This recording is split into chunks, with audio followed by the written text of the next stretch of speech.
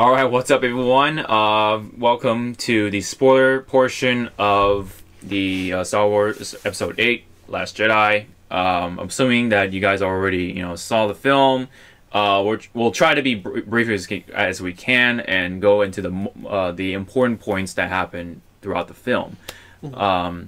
I do want to point out one thing though. After the beginning, with that whole thing with Poe and stuff like that, mm-hmm. The whole bombing stuff. Yes.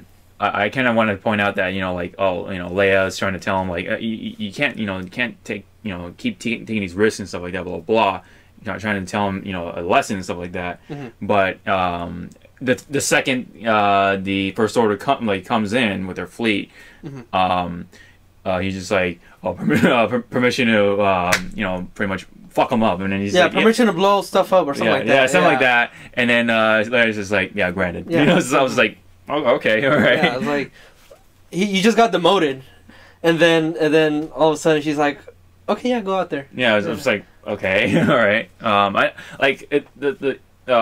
We got to talk about humor, but the humor throughout the film was kind of just like, there were a lot of. It's like a hit or miss, Yeah, there was a lot of hit or misses. They were trying to be like the Marvel way with that kind of humor, like the Guardians of the Galaxy, like that. Yeah, like it was one of the things that we didn't really talk about was like the tone in the movie. It was like this movie. It was dark, but at the same time it was lighthearted. Like it had it's the comedy. The timing was really weird at certain places. Yeah, like the especially in the beginning with Poe and General Hux talking, trying to communicate with each other, and then General Hux is all like, "This is our First Order," and then Poe's all like, "Wait, I can't hear you." I'll just hold. It was like yeah, kind of like okay, that's kind of funny. And then like he kept on going. It was like, okay, we get it. Just get on with it. Yeah, right. I know. Yeah, like this is serious. And then like literally a minute after that, fucking people started dying. Like right after that too. Yeah, like mass casualties from the Resistance. Yeah, a lot of people die in this film. Like a lot of cool people anyway die, and a lot of the pilots you see from the first. Force Awakens, they get blown up and shit. Yeah, I'm gonna say it right now. Rest in peace, Admiral Akbar. Yeah.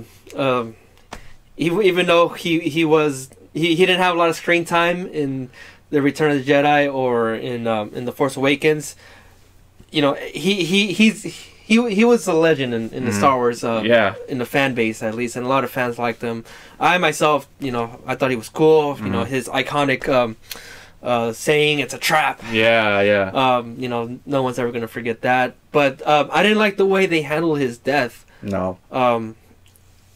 Did you catch that? Like when they were giving the speech and all that, they suffered heavy casualties, and then the ladies are like, "Oh yeah, we lost Admiral Akbar." Yeah. And then, I was like, "Oh, okay, fuck." Yeah. It was just very brief, unfortunately. Yes. Like you kind of realized that he was in that room too. Yeah, where Kylo Ren was about to shoot him, but he didn't. But his escort shot him. Yeah, shot that room. And then you kind of just realized, oh shit, Akbar was part of that. Yeah, and he unfortunately was blown to pieces along with all the other comrades or whatever, except for Leia. Yeah, somehow, literally plot armor came in. Yes, this is where a lot of other theories are gonna come up. People are saying that she used the Force to she used some sort of force field like before she got shot. That's why she survived, because she should have gotten blown up because she was right there in the same fucking room. Yes, and then I thought that was gonna be a proper send off for Princess Leia. Yeah, that's since Carrie Fisher unfortunately passed away last year. Yeah, I thought that was gonna be the end for Princess Leia. I was like, okay, that's how they killed her off. Okay, all right, it's understandable. All right. It's war is like war is filled with very unexpected events. So it's like very and of course deaths as well. Yeah. So it's like it's understandable to see Leia kind of being a part of this unexpected, unfortunate death. Yeah.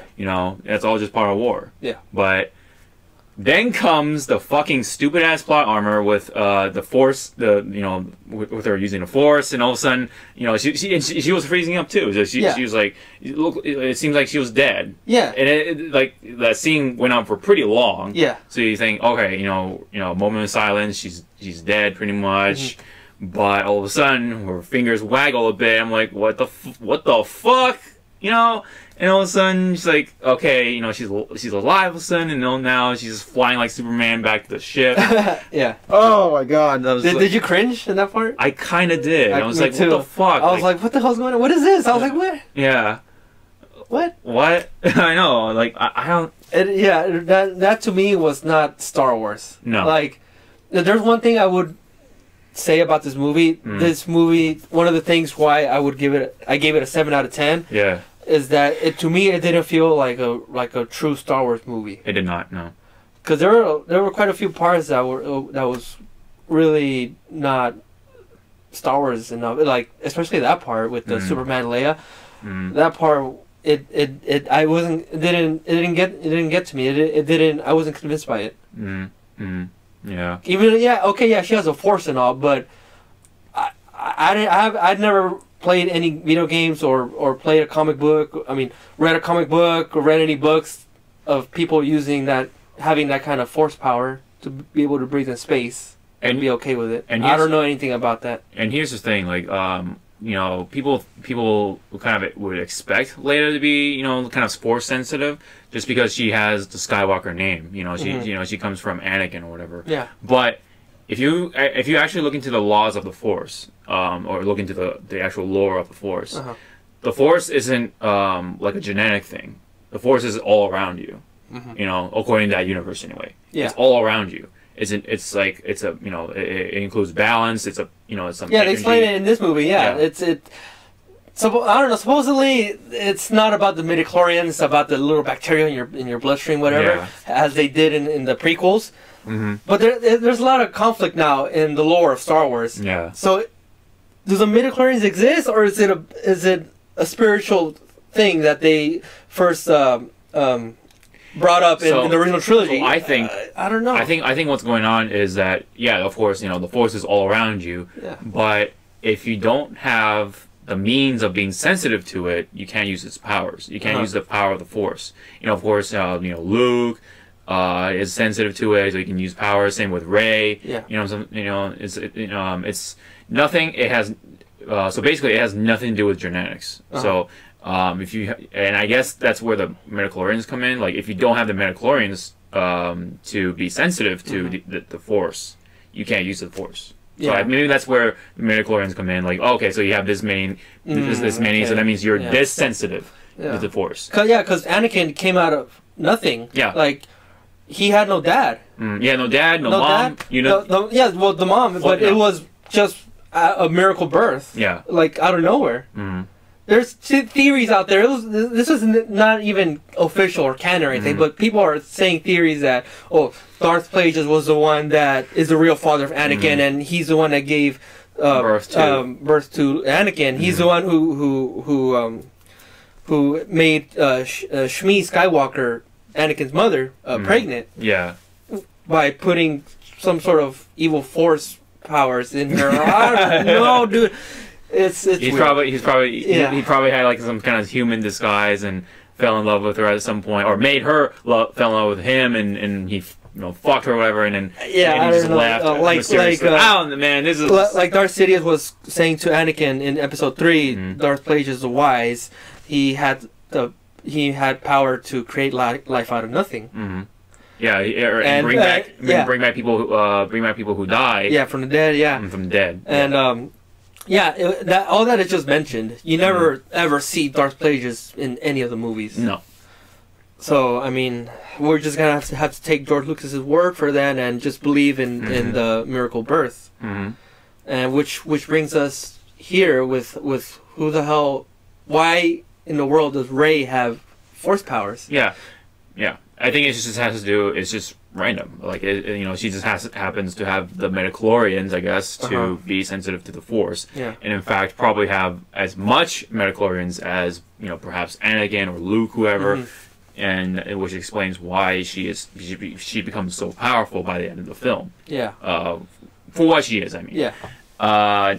But yeah, speaking of Rey, I guess we can let's go into her lineage. Yeah. So, how do you feel about what has been revealed for Rey's parents? I have mixed feelings about it. Like at first, I really wanted her to be, I wanted her to be part of either like the granddaughter or the son, or even like the cousin of a force sensitive Jedi from the past Star Wars movies, like Obi-Wan, even Luke, But when it is revealed that in this movie, she's her parents are just random nobody,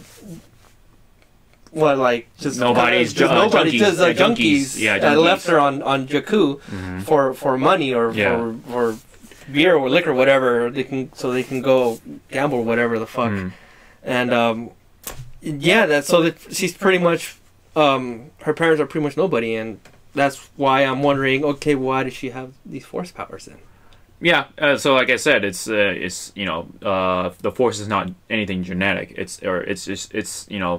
something all around you, and if you happen to have whatever, if you're force sensitive to it, then okay, you can use the force powers. Yeah. So I mean, it's just random. It's just you're chosen by fate or whatever to become either the Jedi or the Sith or whatever. So yeah, it's just I don't know. I always thought it just passed down from generation, like the midichlorians. That's from what I read up. So does that mean can Finn have force powers? Can Poe potentially? Can they learn it? Can they learn it? Probably not, because they don't have the midichlorians probably. Yeah. So it's weird.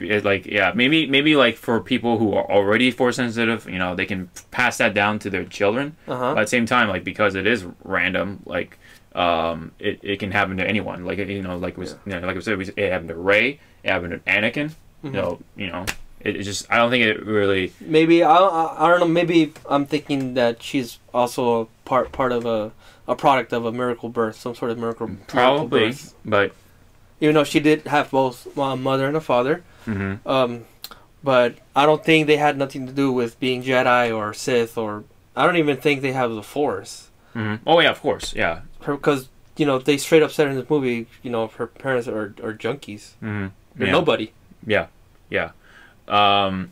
But here's the thing: like, do you is Kylo Ren's word something to completely believe in? Because we didn't really see her parents at all. Like it's kind of just like word of mouth in this film. So to me, I think it spawns now another theory where is he actually saying the truth or not?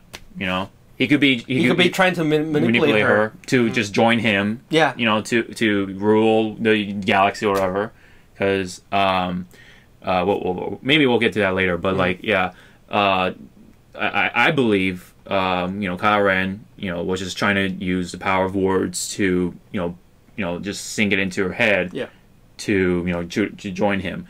But I want to get to that part, or put that part to the side for now. But let's talk about what happened before with the whole thing with Rey and Luke Skywalker. Like, how do you feel about that? Those parts overall. The whole training thing, the whole interaction. Overall, I enjoyed those parts. Like I wanted to see more of that, but unfortunately, it wasn't enough that what we saw. Yeah, I expected a full like training course or whatever, like montage and like all a really intense like training montage going on, and just like some intense lessons that Luke was going to give Rey. I was expecting more of that, but it didn't really. They didn't really deliver that. No, I felt But still, like what they showed there, I did enjoy. Yeah. You just wait for more. I mean, this is called The Last Jedi, so it's like you want to pass down whatever knowledge to the next potential Jedi or whatever, and then and and have her flourish as much as he can, blah blah blah, and then just grow from there. Yeah. But yeah, I feel like there should have been more to it. I feel like they should have fleshed out more of that relationship between Luke and Rey. Yeah.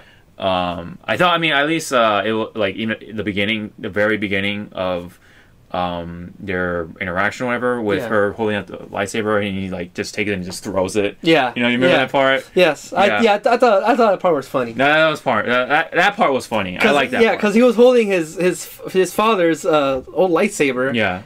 And that was passed down to him from by Obi-Wan, and he's had that. That was his main weapon for episode 4 and 5. And then, he lost it, of course, after Darth Vader cut his hand off. And then, all of a sudden, he gets it back after all these years. Yeah. After more than 30 years. And then he just tosses it back like nothing. Yeah. He just like, all right. He just walks away. Yeah, I thought that part was funny. I was like, nice. Yeah, because like he doesn't want anything to do with the Jedi anymore. Yes, exactly. Yeah, because there's that story about Luke Skywalker, and Kylo Ren when he was teaching him and stuff like that. I guess this is gonna be the next spoiler. So he tells the story from his perspective, I guess. Yeah, we get two different perspectives of this story. Yeah, about what happened between Skywalker and Kylo Ren.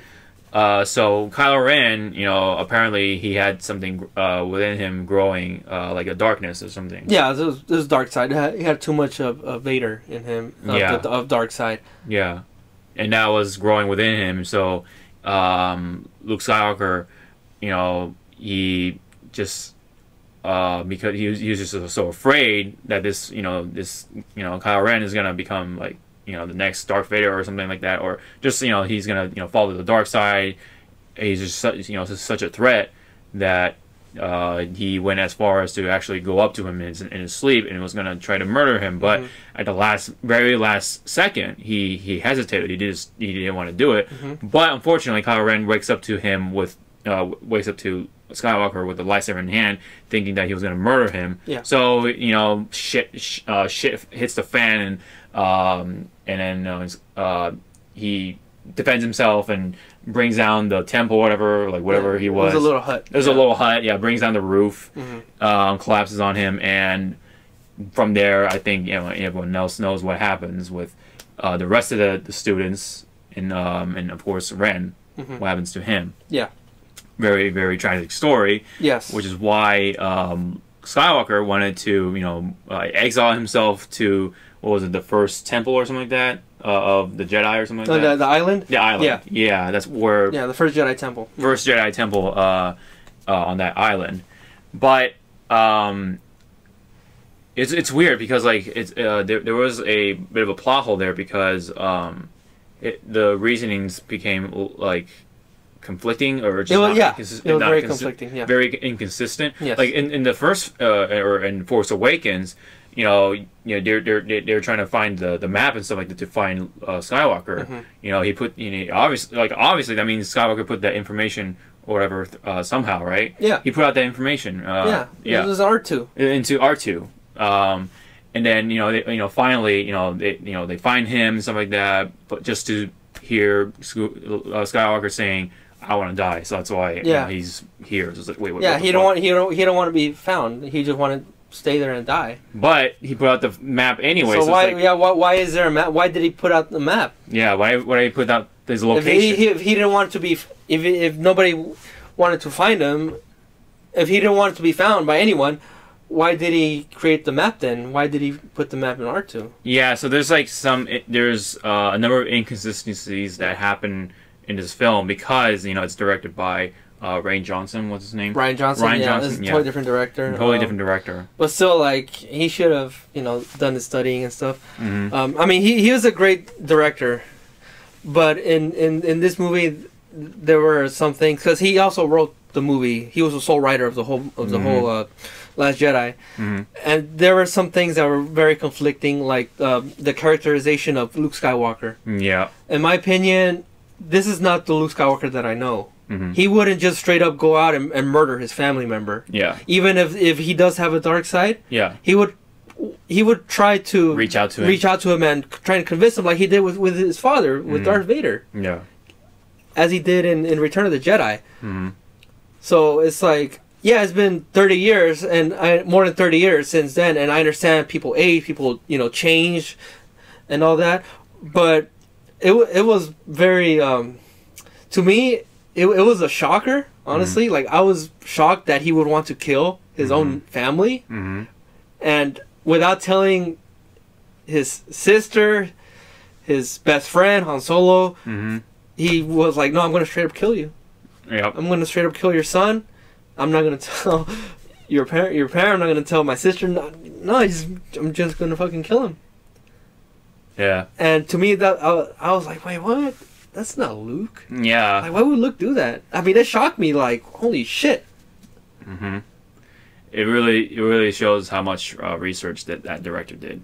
Yeah. It's very. I don't know if they did that on purpose, but to me, it felt like it wasn't. That was not Luke. I think that was his attempt at trying to take a risk to do something interesting. Yeah. But unfortunately, it didn't work. It didn't. It didn't work. It didn't. To me, it didn't. Yeah, because it conflicts with Luke's character. Yes. It doesn't preserve him as who we know as the Luke Skywalker that we know from the first trilogy or the old trilogy. The original trilogy. The original trilogy. He risked his life to go into the second Death Star. Oh God. And oh, it's under you. What is it? It's right under you.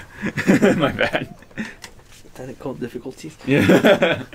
So yeah, as I was saying, he risked his life. He's pretty much sacrificing himself in Return of the Jedi to go from Endor. He gets captured on purpose by the Empire, by Darth Vader, and they take him to the Death Star, second Death Star, to confront the Emperor. Yeah.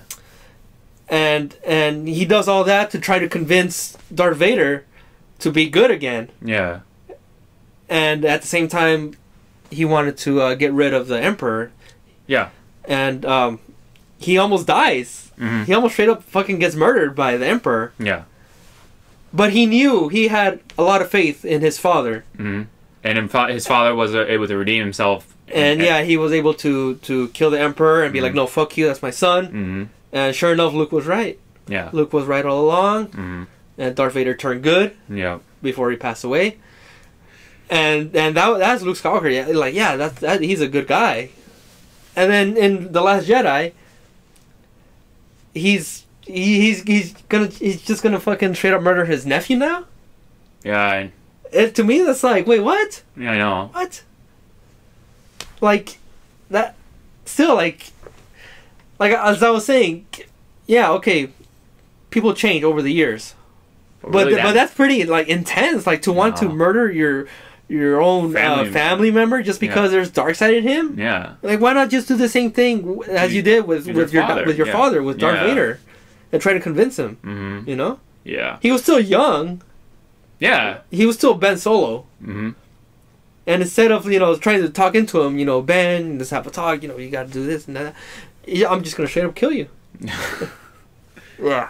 I don't know. Yeah. To me, as I watched that, it was a shocker. Yeah. And after a while, it started to hit me like, what the fuck? That's not Luke. That's not how his character is supposed to be. And that's another reason this movie was very conflicting for me. Yeah. Yeah, I like I said, like a lot of the fans might hate it just because of that. Like it changes a lot of things in this film, but I think it's just overall like a mistake that the director did. But he tried to cover, up, but maybe he wanted to take that risk of making him, that kind of character now. But like I said, it just didn't work because it's Luke Skywalker. He's that kind of character. He made that he laid out that legacy of him trying to take risks for to see the good and people, including his own father. Exactly. In Return of the Jedi, like you see him mature now. He's like the wise Jedi. He goes to Jabba the Hutt. He doesn't, he wants to kill him and all, but not after trying to talk to him first. He goes in there calmly in Jabba the Hutt's palace. He tries to reason with him first before trying to reach for the gun and try to straight up shoot him in the head. Yeah. But there, if he tries to find a peaceful way first, and then he resorts to violence. Yeah. Okay. They didn't explain in this movie, at least. They did not explain if he did try to reason with Ben Solo before trying to kill him. Maybe he did. I don't know. It's up to the fan theories also to decide if he did try to talk to Ben Solo. But as far as I know, that it wasn't brought up here. Yeah. And it's just pretty much he tried to kill him in his sleep, like Jesus fuck, yeah. like cold blood, Yeah. like Jesus fuck. Yeah. And it's coming from Luke, straight from Luke. I mean, of course, as told from Kylo Ren's side of his story, that he tried to murder him, whatever, and it's just so weird because he's older. Luke is older. You think he's learned that, but he's now back to step one. Yeah, he's supposed to be the Obi-Wan. Yeah, Obi-Wan was fucking wise. He was cool and shit in New Hope. Yeah, and then in this one, Luke Skywalker, he's more like a grumpy old man. Like I don't want to be found. Leave me alone. Yeah. I failed. Okay, whatever. I want to die. He didn't want to resolve anything. Did you see? Remember that part with him, like, what is it? Milking the fucking weird creature. Shit. I was like, what the fuck? Yeah, that weird fucking elephant, cow hybrid shit. Yeah. With the big ass fucking tits. Yeah. On the bottom too. Yeah. The udders. Yeah. You get to find out where blue milk comes from. Yeah. Or green milk, whatever. Yeah. Green or blue milk, whatever. The blue-green milk. Yeah. It's from those fucking creatures, I guess. Yeah. That was pretty weird, but at the same time, it was funny. It was funny. He had that nice smile, like after he was drinking the milk. Yeah. He was like, yeah. I was like, yeah. Luke loves his fucking milk. Yeah. He loves his milk, and I love like how the creature kind of like turned towards Rey, kind of just like so, like kind of had that look in his eye, Yeah. Like, hey, hey, what's up? You want my milk? Want some? Or suck my titty. Yeah, suck my titty, man. Just go right ahead. I got plenty to go around. Oh, yeah. But yeah, like back to Rey and Luke. Yeah, you definitely wish for more, but what's also kind of unfortunate too is that you don't really get to really find out what really that dark hole was. You know what I mean? That, and then there's that whole sequence with Rey with the mirrors and stuff like that, and that it was such a long scene too. Yeah. Just to find kind of nothing. Yeah. It was just she did the whole thing with the snapping and stuff like that. There all those reflections and whatever. Yeah. And she comes up to the final, like that part, and you think you find her parents there, like what they look like at least. No, it's just herself. Like, what the fuck? It was just a fucking mirror the whole time. It was just a fucking mirror. Yeah, that whole scene was confusing. I was like, what the fuck is going on? With the different clones of her. It's like, is this like another illusion going on? That part really got me. Like, I didn't like understand what the hell was going on there. I honestly did not understand the significance of that whole scene. Yeah, that was not explained. It's probably gonna be like, oh, you have to research it online, and you have to read books and shit to find out comics, what really whatever. happened there. And it's like, oh no, this whatever's in the movie, we're gonna judge whatever we just see from the movie. Yeah. We're not gonna go out and read books and stuff. So yeah. So what I saw in that scene, it confused the shit out of me, and to this very moment, I still don't know. I don't know either. Like, what was the point of that whole thing? It would have been really cool to see her parents, like, finally, right there, like, right there. That could have been a great way to, answer that theory. Yeah. But again, it was just a fucking mirror reflection. Yeah. It would have been really funny if it was, fucking Eden and Del from Battlefront 2. Oh shit, Iden and Del, yeah. Yeah, Iden and Del from that one game with EA and shit.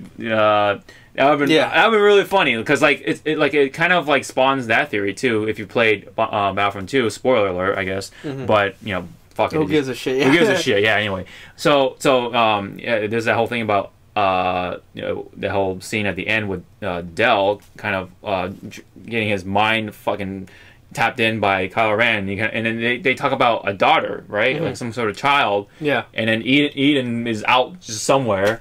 Gone. Iden, yeah. Iden is gone out somewhere, so it like made me like literally thought like right away like no, is Rey? Is Rey? Yeah. Is Rey their daughter? Like, Yeah. really? Mm-hmm. You know, like they kind of like they kind of left that, you know, open, Mm-hmm. and they didn't say, oh, it's, you know, the daughter is her, or this child, or whatever. I don't know. Yeah. They never mentioned a name. It's just a daughter. So I just kind of, it immediately hit me, or made me thought that it was Rey. Yeah. But in this case, no. No, yeah. No. If you play the recent DLC, the Resurrection, it's a totally different chick. It's not Rey. Rey. Okay, it's Yeah. not. Okay. Yeah. Okay. Thank you for telling me Yeah, that. it's not. Yeah, it's some Okay. totally different chick. So, Okay. but yeah. Okay. All right. No, Rey has nothing to do with Battlefront 2. Okay. All right. Yeah. So that definitely answers that question. But it would have been pretty funny. But Mm-hmm. anyways, so that unfortunately didn't get answered. But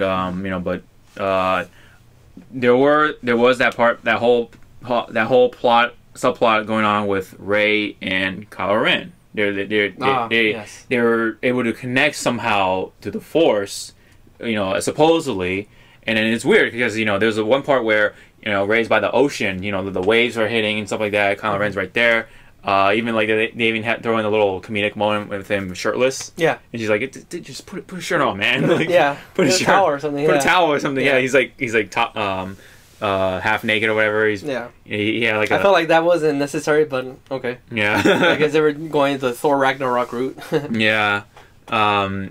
Yeah, he's pretty built like a wrestler. You know, he didn't like he wasn't very chiseled, but like but he's still like big. He wasn't lean, but he was big. Yeah, he's big. He was pretty bulky. He's pretty bulky. Yeah, Yeah. Surprisingly bulky. Yeah. He could pass as a wrestler. Yeah. Almost. But anyways, besides the point. Well, they were connected through Snoke.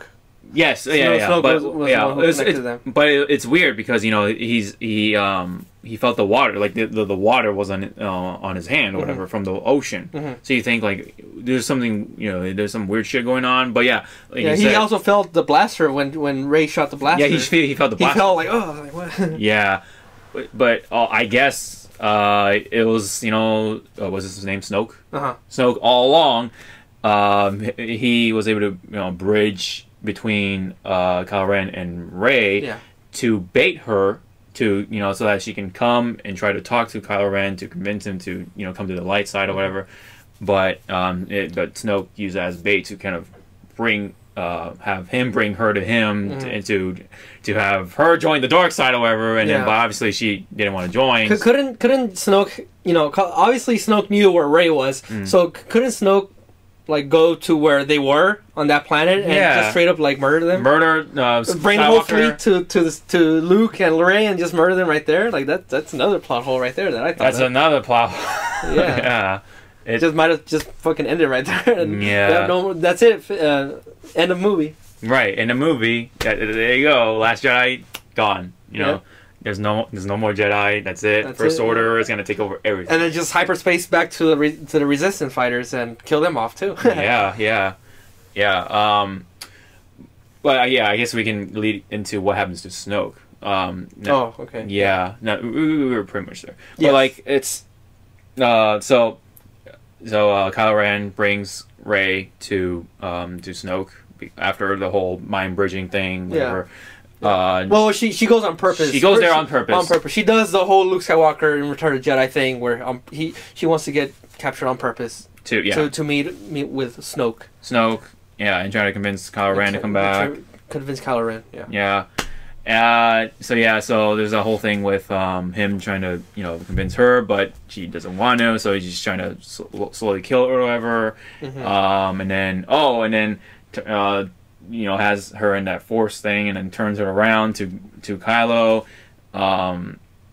and tries to convince Tim to like, complete your training, so kill her or whatever. You know, but before that, he took Rey's lightsaber, or the lightsaber from her hand, and, you know, and placed it by his chair, which apparently was a fatal mistake because Snoke's an idiot. Snoke's a fucking idiot. As much as I wanted I wanted for the writers, the movie, to build up on his character, Because he was pretty interesting in The Force Awakens, like, even though he was like a fucking stupid hologram, whatever, but I wanted to see more of him. Like, oh fuck, like there's like a fuck ton of theories out there of who Snoke is. Snoke is fucking Darth Plagueis. Snoke is fucking can be Anakin. Snoke is fucking Jar Jar Binks. Like all this fucking stupid shit going on. Yeah. And then in the end, he's a nobody. Yeah, he's nobody. He's a random fuck from the Outer Rim, and he's no one.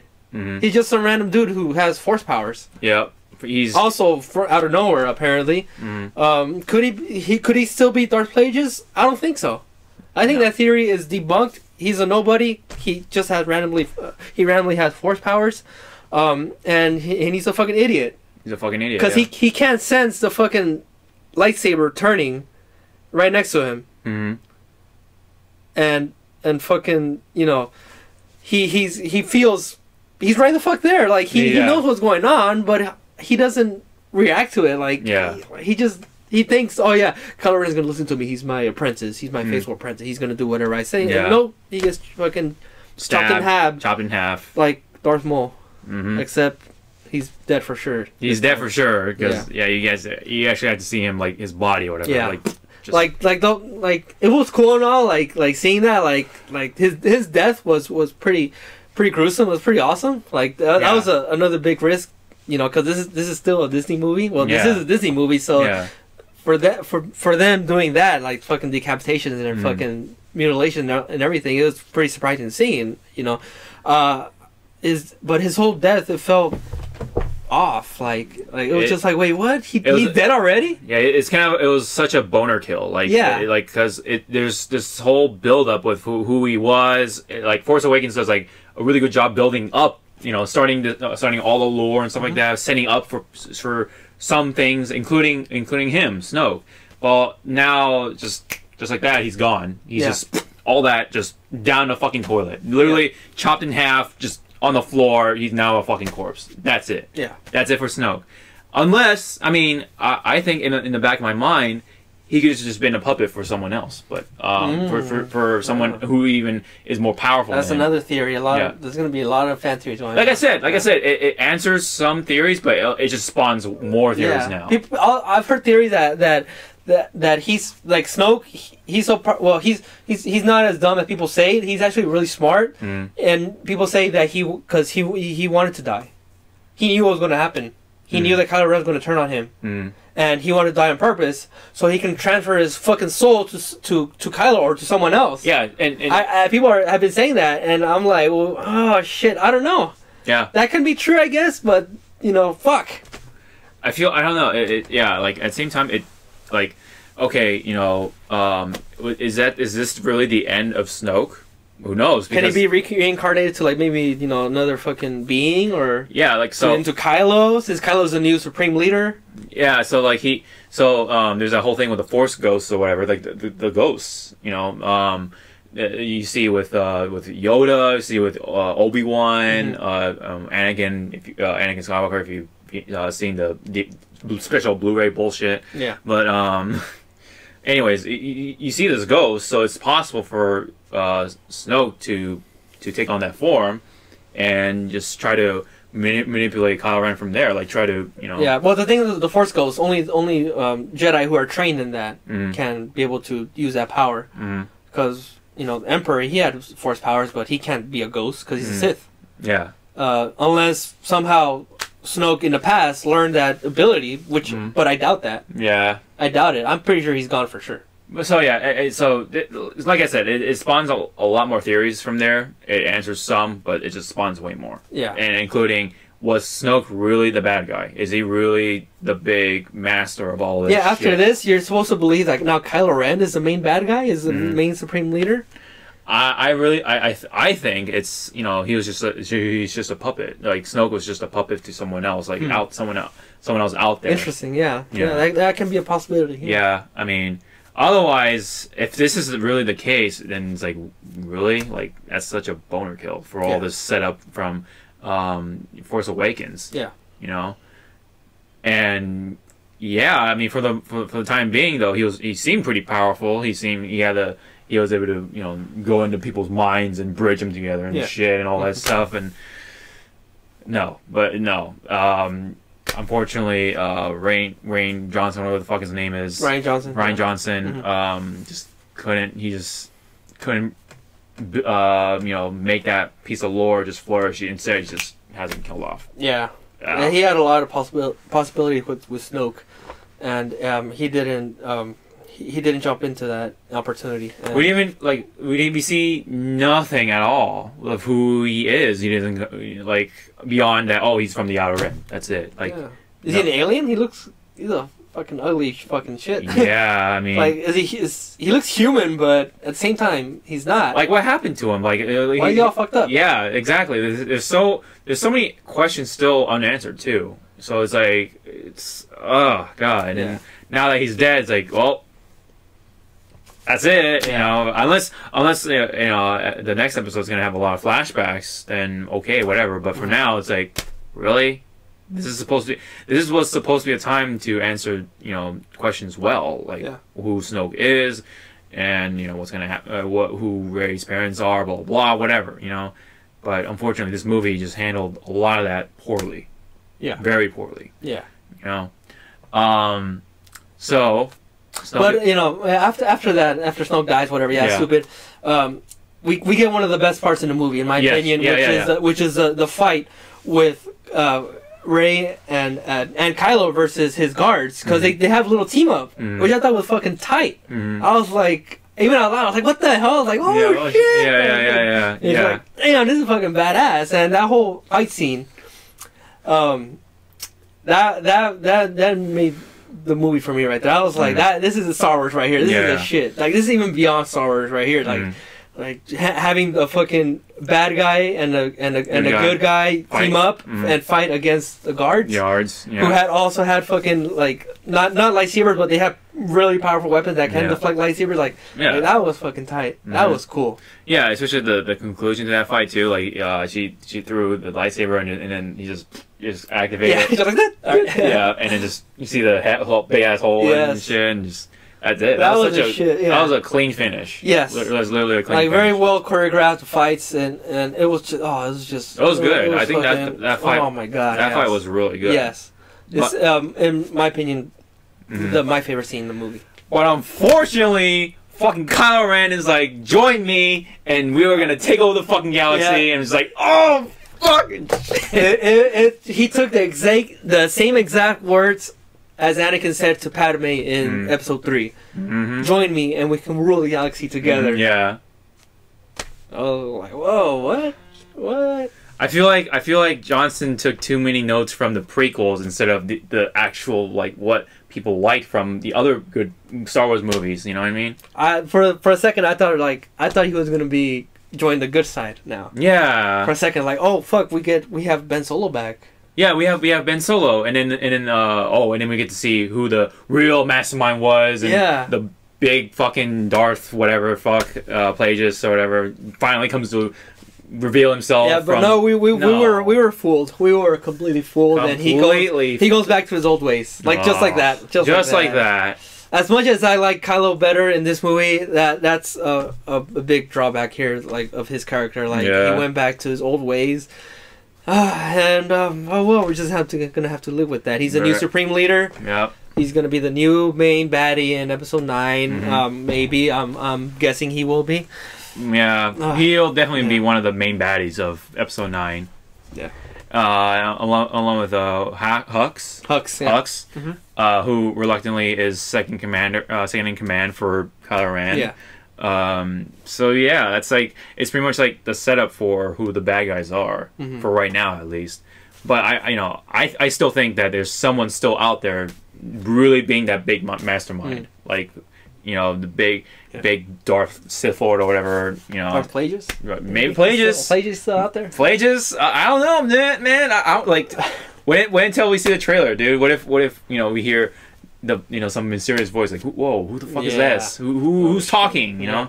And then people will be like, oh, it's Darth Plagueis, whatever. But whatever fan theories they want to come up with. Fucking people are saying, oh, the new character Rose, she's secretly a fucking spy from the First Order, or she's a... Speaking... Okay. She's secretly fucking Darth Plagueis. What? Speaking of like spies and shit, let's go to the resistance. Okay. To what was going on there? Yeah. So so after Leia's like out of commission or whatever, all the admirals are dead or whatever. Yeah. The next admiral takes up command. Yeah, Admiral Holdo. Holdo, yeah. More like fucking Ho. Because I hate this bitch, dude. I did not like her at all. I didn't like her at first. At first, yeah. And then to me, she started to grow on me a little bit. But I don't know. I just could not bring myself to like her all that much. Yeah, like well, once I found out her intentions, then I was like, okay, I get you. Okay, I get you. And then she dies, and I was like, what? Yeah, it's just so weird. Like I was like, okay, what? Just as I was starting to get into her, like, okay, yeah, she's cool and all. She sacrifices her life. I don't know. I just didn't think how. And for that reason that she dies was pretty dumb too. Like it could have been avoided. Yeah, it could. I don't know. This character was so handled so poorly, but I don't know. I still didn't like her. I couldn't bring myself to like her. Okay, so Poe was like trying to trying to ask her what the plan is and shit like that. She never tells him. Like, what the fuck, that's another dude? plot hole, that's why I fucking hate her, dude. Why didn't she just tell? Why didn't you just tell the fucking plan? Yeah. That's like one of the biggest fucking plot holes too. Like, why? And if she would have told him what was going on, they wouldn't have gone to that stupid casino, fucking world. Yeah. Another big fucking downer in this movie is when they have this other totally different subplot of Finn and Rose going to the Canto Bight, which is the rich world casino planet, and that whole rich people are bad. The whole animal cruelty is bad. Like, no shit. That sort of stuff doesn't, in my opinion, doesn't need to be in Star Wars. Like, we get the only interesting part I got from the whole casino thing is that these one of the warmongers or whatever are providing weapons for not only the dark side but for the resistance. That part was pretty interesting. Yeah, that was the only. Okay, that's cool. That's cool. But that whole thing with the fucking animal cruelty and shit. That could have been cut out. That could have been cut out. If only Holdo had told Poe, because the whole reason Poe and Finn and Rose wanted to go to Canto Bight was to find a hacker, so that hacker can break down one of the trackers in the first order ship. And so the First Order wouldn't be able to track the Resistance. The Resistance would just fly off. So, but instead of doing that, it was just I don't know. And so, because of that, it made me think that she was like a spy of some sort, or a mole or something. I thought she was a spy too. Yeah, I was like, okay, she might be a spy. I'm getting ready for it, and then, but I guess not. She's just still a fucking rebel or whatever. To the end, but the way this was going, I really wanted her to be a spy. Yeah, okay, it's like, all right, I understand why she was acting that way, but still, dude, it's just I did not like that whole scene. Yeah, it was just so poorly handled to me. It's weird because the majority of this movie is the Resistance running away from the First Order, the Super Star Destroyer. Yeah, that chase was really. That was up until they got to the last act, which is when they got to the planet, the salt planet Crate. There was just the whole time the Resistance were in space, running away from the First Order. That's the whole fucking story right there. Yep, that whole chase was just. That could have all been avoided, and it ended the way it ended was pretty. I wouldn't say anticlimactic, but it could have been handled better. Because Holdo does sacrifice her life, and we see one of the coolest moments in the movie. Also, was when she sacrifices her life. And she's in the spaceship. Yeah, and she does the whole hyperspace into the fucking Star Destroyers. Yeah, into Snoke's ship. Yeah, the Super Star Destroyer, and in the process blowing up all the other little Star Destroyers around. And that was a well shot fucking moment right there. Yeah. It was like very beautiful scene. Yeah, it was very like, beautiful. It was like yeah, it was very beautiful. It was it cut out all the audio and stuff like that. To add that effect. It was like, well, I've never seen it in Star Wars. Like, fuck, dude, that's crazy. That's crazy. I've never ever seen it in Star Wars. Like, but it also has like problems too with that because why didn't she do that sooner? Sooner, and also couldn't she have put that on her ship on autopilot? Or couldn't they have like put another like maybe like a fucking trash droid as a pilot? As a pilot, just pilot the spaceship into them. Yeah, like she didn't really have to sacrifice her life. Like her death was pointless. She died for no reason. Mm-hmm.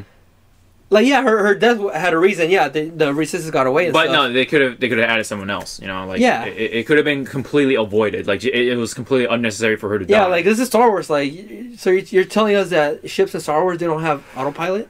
Yeah, right. Autopilots or just robots that they can didn't pilot. have any. There's a shit ton of robots. Like fucking even the C-3PO could have fucking sacrificed his life. Yeah, I know.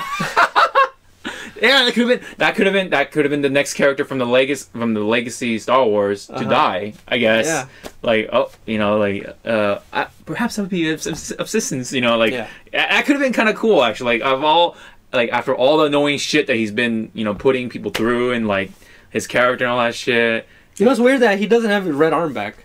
Yeah, he doesn't. And supposedly this story takes place moments after the Force Awakens. Yeah. In the Force Awakens, he had his red arm the whole movie. Mm-hmm. And then in the Last Jedi, he's gold again. He's gold. Oh, so did he just right away somehow switch arms? I don't know what was the point of having the red arm, honestly, but okay, well he's back to good old C-3PO, all gold and everything, all shiny. Oh yeah, that setup was gone because damn it, Johnson kind of fucked up on the setup on the lore and shit once again. But I mean that little thing could have been insignificant or minor, sure. No, but still, it's still like okay. It's like an indicator that he didn't really review, the previous movie at all. It seems like he just kind of just looked at some important stuff and then that's it. But he didn't look at all the wars that were set up. Yeah, and he's gonna just overlook them and did his own thing. Yeah.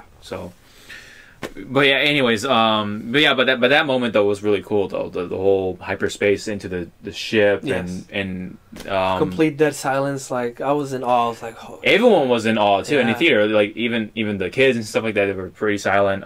Like you just hear the little the gasp. Like what? Yeah. That was pretty cool. Yes. But I wanted to point out another thing that I would like to complain about for this movie. Yes. Phasma. Oh God, yeah. Phasma, dude. She I think for the most part she's dead, but I want to believe that she's not dead because all you see here is just go into the flames. That's it. Like the whole ship blew up. So yeah, I know, but she's gone. I know, but hey, remember she was in that compactor and then that whole planet exploded, but she somehow survived. Yeah. Yeah. I mean, I know there's a whole comic book dedicated to her, but I didn't read a comic book, so I don't know how she got out. But she went into the fire. She pretty much died like how Boba Fett died in Return of the Jedi. He just fall down into a pit and just die there. Yeah, he gets eaten or some shit. Yeah, in the expanded universe, Boba Fett survives whatever, but in the EU is non-existent anymore thanks to Disney. Yeah, and pretty much Boba Fett they confirmed he's dead. He's dead. Boba Fett's dead, and I'm pretty sure I'm 99% sure Phasma is dead. Another completely wasted character. She didn't really do much again. Mm-hmm. She did a little bit more. She actually shot her rifle this time. She did some hand-to-hand combat with Finn. Mm-hmm.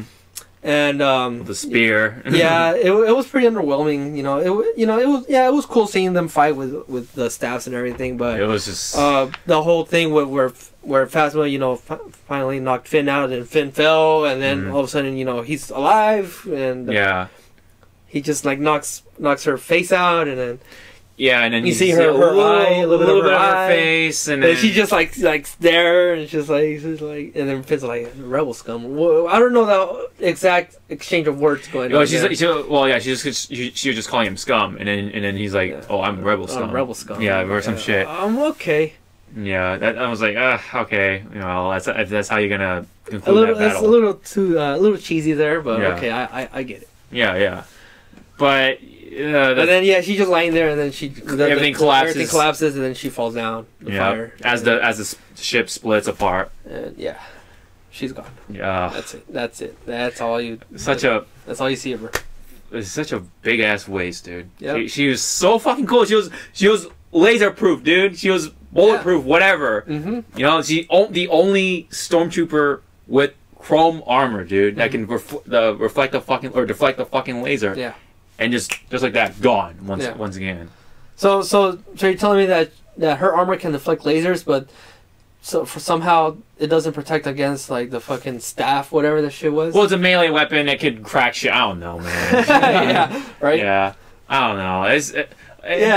Think about that, like a gun. Yeah. It's like pretty much comparing a gun and a bat. Yeah. It's like a bat, like it doesn't have as much force as a fucking bullet. Mm-hmm. And we're in the Star Wars lore, we're talking about laser bullets. Yeah, these are lasers. And then against a fucking some sort of fucking staff or some other shit. I don't know what the hell that was. Mm-hmm. That Finn was using. I think it was like some sort of riot fucking. It was like a weapon or something. It was like that Tonfa weapon you see from Force Awakens. Yeah, was Remember that right? weapon? Yeah. That spinning thing. So was it? It wasn't clear. Was it like some sort of like electricity, or was it like would it like cut through you, or I don't know. I think it's a ballistic weapon or like a blunt weapon for the most part. So I guess I guess that armor is pretty brittle or something like that when it comes to like blunt forces. But when it comes to like lasers and shit, it'll just bounce off because it's chrome. You know, it's I guess I'm just gonna say that her armor was just laser proof and not ballistic proof. Ballistic proof, I guess. Whatever. Yeah. So like I feel like if you were to pit her against like bullets, actual like real bullets, somehow she would die. Because it's just metal armor. Yeah. It's just regular chrome, some kind of metallic alloy armor. Yeah. And plenty of bullets in our world can penetrate through that. So it's like yeah. I think the ballistic part is where it can crack that it's the kink in that armor, I guess, or the kink or chink or whatever, however that saying goes to that armor. Yeah. But I was looking forward to Phasma so much. She was fucking cool. She has that sense of mystery, because you don't really get to see much of her in the first film, and then she's gonna come back, she's gonna have a bigger role or whatever. All right, I'm fucking ready for Phasma. Nope, she's just a fucking Bond villain who just doesn't shoot him right away. Instead, she just resorts to melee weapons and shit, hand-to-hand combat, and gets her ass killed for that. Yep. Ugh. That's it. That's it for Phasma. That's it for Phasma. Yeah. So yeah. Let's see. Anything else? What did you think of the code crack or whatever? How did you think he was interesting? What do you think? Yeah, I thought he was somewhat interesting. I didn't really invest too much in his character. I didn't really care all that much about him, but for what he did, it was that twist after that. He was secretly working for the First Order, because he was getting paid and all that. I thought that was interesting. Like, okay, wow, that's a surprise. There's a lot of surprises in this movie that work and don't work. Well, maybe he just happened when he was in prison, they cracked out a deal for him. He was pretty much like the Lando in this movie, because Lando also betrayed a much darker Lando, as to say. Yeah, because of his betrayal, a lot more fucking those transport ships were blown up and shit. Yeah. So he's and also he didn't the hacker didn't redeem himself after. He just left with his money. He just said, "Fuck you guys." Unlike Lando, he did redeem himself after. Yeah, he's just like, at the end of the day, everyone blows each other up. Yeah. It's all the same. And then Finn's like, no, it's not the same. He's like, maybe you're right. You might be right. Yeah, maybe you're right. He's just, I guess he's just neutral, just whatever. Yeah, I think he's like I don't think he's even a chaotic neutral. He's kind of just neutral. He's just, it's like whatever. Whatever. He just wants money. That's about it. Yep. He's a hacker who wants money, and he'll join the side who gives him the most money. Yeah. And that and unfortunately that was the First Order. So. Well, I mean, who knows? Maybe the Resistance could have given him more money, But he don't want to. I guess he don't want to wait for that. He wanted immediate results. Yeah. He wants immediate results. Because they never specified exactly how much they were going to give him. Rose just told him, "Oh, the Resistance will give you whatever you want," which is like, okay, what if they don't have it? So yeah, I was like, oh, the First Order offered me this much money. That's a lot of money. Right away, right away. Yeah. I'll take it, man. He's taking me a ship. Yeah, I'm out, man. Yeah. I'm out. But I thought the actor was interesting because I forgot his name. He was like Benicio del Toro. Del Toro, yeah.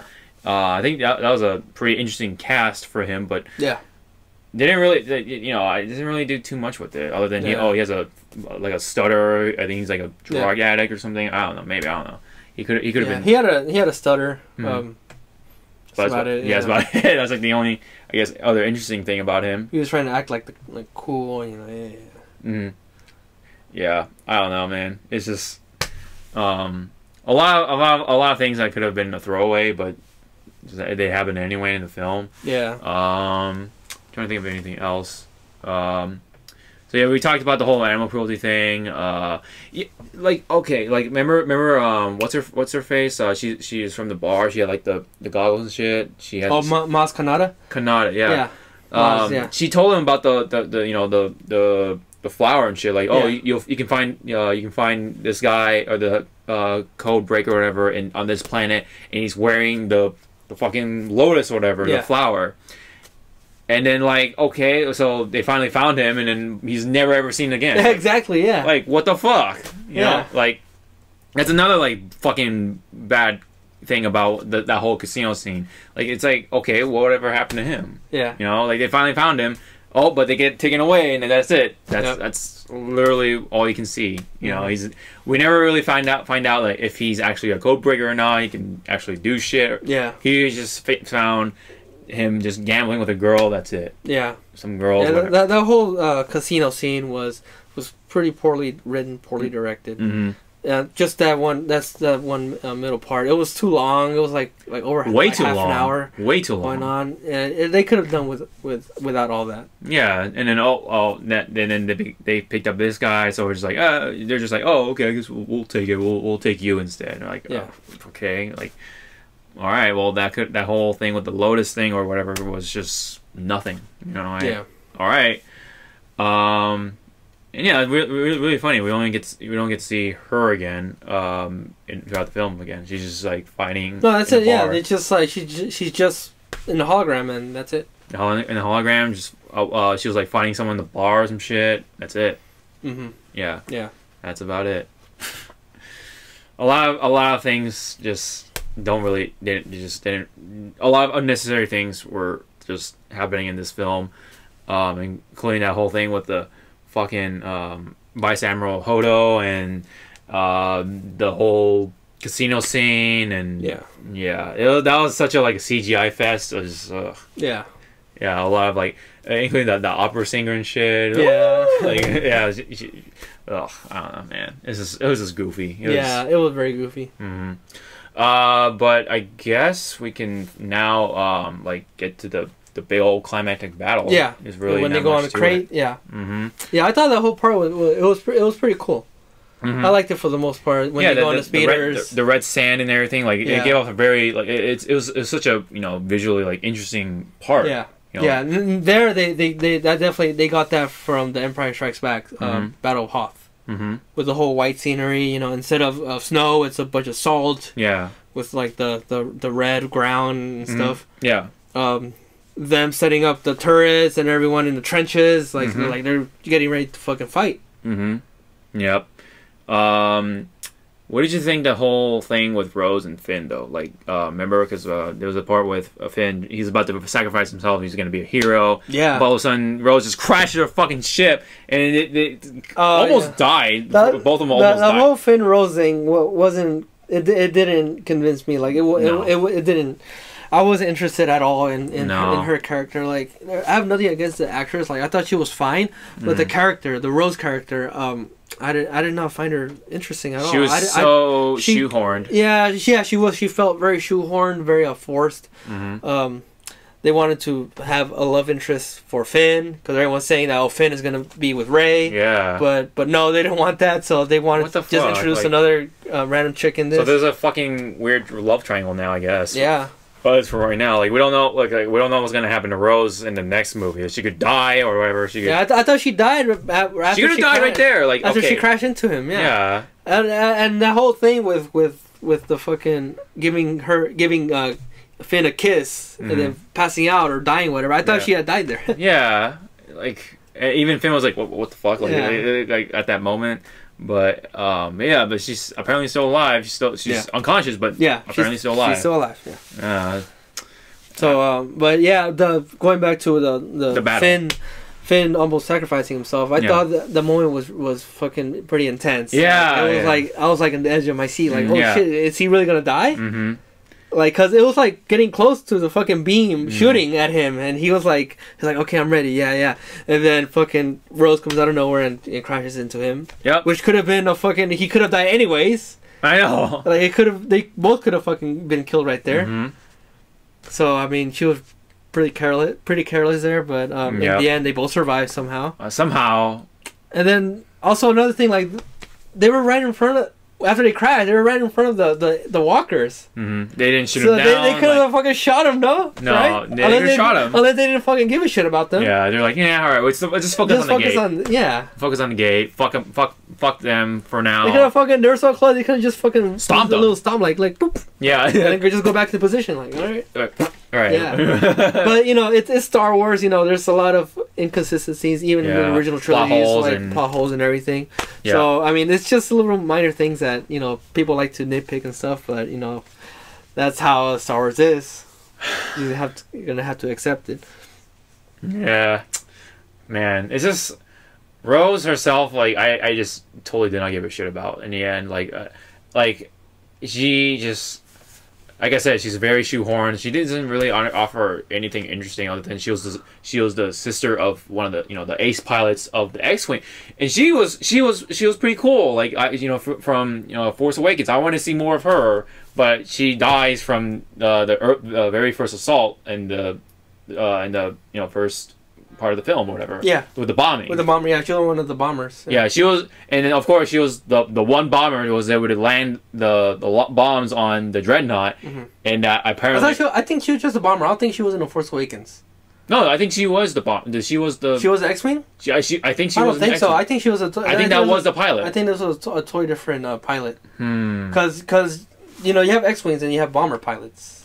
I don't know. I mean, I know they do look similar because they're Asian, but I think they're different. Yeah. Sorry. Yeah. But I think it's a different chick. Maybe because you first see the medallion in this movie, and I don't remember seeing that medallion in the Force Awakens. I guess. I guess there's some hope then, but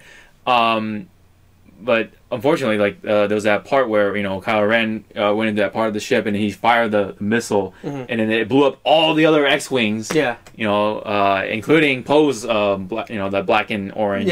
X-wing. His X-wing. Yeah. His X-wing. And then you see like a lot of the other pilots like die too. Like they like blow. You see them blow up and maybe that chick you were talking about. Maybe she died there. Yeah, she might have died there. Yeah, I don't know, but we didn't see her death at all though. Yeah. We just see one of the she's like one of the white girl, the white chicks or whatever. That was like one of the ace pilots as well, but she burns up. Yeah. Yeah. Everyone dies there except Poe, of course, because plot. Yeah, plot. Yeah. Yeah. So all right. Yeah, he the explosion pushed him back, whatever, and then he's, I guess, still alive. Yeah. But, I don't know. Well, maybe we'll see her again. I don't know. We didn't see her die, so maybe she's still alive. I don't know. Yeah. She's good. She's getting the Finn treatment now. She's the one that's going to recover for the next movie. Yeah. She gets knocked out. And, she's still good. We're definitely going to see her again for episode 9. Yeah. Hopefully they write her better though. Hopefully they write her better, but for right now, I really don't give two fucks about her too much. No, not at all. Honestly, the whole climax of the movie, I when it was over, I was thinking like how what are they gonna do now? Like what's next? Because I didn't really care about what was going to happen later on, really. Unlike the Force Awakens, where they end with Rey and Luke, but now that I guess we can spoil it now that Luke fucking dies. Yeah. We'll explain that part in a second. Mm. Like after Luke dies, now it's just Finn, Poe, Rey, and I guess Leia. I guess Rose. Rose. And I don't even know about Leia because yeah, she's alive in the movie, but you know Carrie Fisher is gone. Dead, yeah. We lost her, so I'm pretty sure they're gonna kill off somehow that character before Episode 9 comes out. I don't know. It's still up in the air as to what's gonna happen. What's gonna happen to her? Well, I guess like Chewie also. Chewie's still alive. So yeah. He's still there. Yeah. And R2D2 and C3PO. Yeah, that's still there. But I'm talking about just like the human people. Yeah. So yeah, it's just the 4, I guess. Yeah. Finn, Poe, Rey, and Rose. Mm-hmm. The main protagonists that we care about. Their arcs are somewhat resolved, I guess, but now they're gonna go fly away and to get away, and I don't know what's next. I don't know. Yeah, but let's go back a bit with Luke. You know, the big old finale for Luke. Yeah. How do you feel about that? Like overall, like was it? Fuck, damn it. Was it like just satisfying? Did you want to see more or what? For the most part, I thought it was I don't know. To me, I thought it was fine the way they killed him off. The whole thing of him projecting his self into that planet from so far away. Yeah, I understand that it drained a lot of his energy and he's gonna die from that, whatever. But I was expecting for him to actually be there and confront Kylo Ren. Yep. And I totally thought that he was actually there, but also at the same time I was like, wait, what? Because he looks different. Like his robe, his robes, his clothes, his hair, his beard, like it was different than what we saw him on the island. So I was like, wait, what? Did he dye his hair or something? Yeah, did he finally shave or trim his hairs or trim all the gray hairs or whatever? Yeah. No. So it was like, okay, that's weird. All right, he just shows up out of nowhere. All right. Talks to Leia a bit. Yeah. Gives her the gold dice. Gold dice, and we have no idea about. Yeah. Still. Yeah. And gives her a kiss on the forehead as a goodbye. As a goodbye. Which I thought was fitting. It was very emotional. Like this movie has some pretty emotional moments that for the most part hit. But to me, when Luke was finally confronting Kylo, what did you think about him doing all the Matrix moves and stuff? I mean, it was all right. I mean, it could have been better. I feel like, but because of the whole like projection thing, I felt like it kind of killed it for me. Yeah. It kind of just that was a boner kill as well. I wish he was actually there, and then like it adds to the fact that all the walkers like firing on him like. Yeah. It could have been cool if he was actually there, like using his force to actually block all those shots. Yeah. But he survived because he's just a projection. Yeah. So it's just like, it throws out all that badassery out of the window. So it's like, okay. Yeah. I mean, he's so badass for I guess having that kind of power, and then just fucking brushing his shoulder off just like that. Yeah. Yeah. I mean, I don't know. Just the fact that he's a projection is like, oh well. Okay, all right. Yeah, I get it, but I like that part. Yeah. For like me personally, like that whole thing with Luke being there with his projection. Yeah, I liked it. Yeah. I mean, I liked that. It was very enjoyable. Yeah, I liked the part until finding out. Okay, it was a projection. The moment Kylo Ren cuts him in half and shit. I was like, oh shit, he's cut in half. He's gonna like how is his death gonna look? Yeah.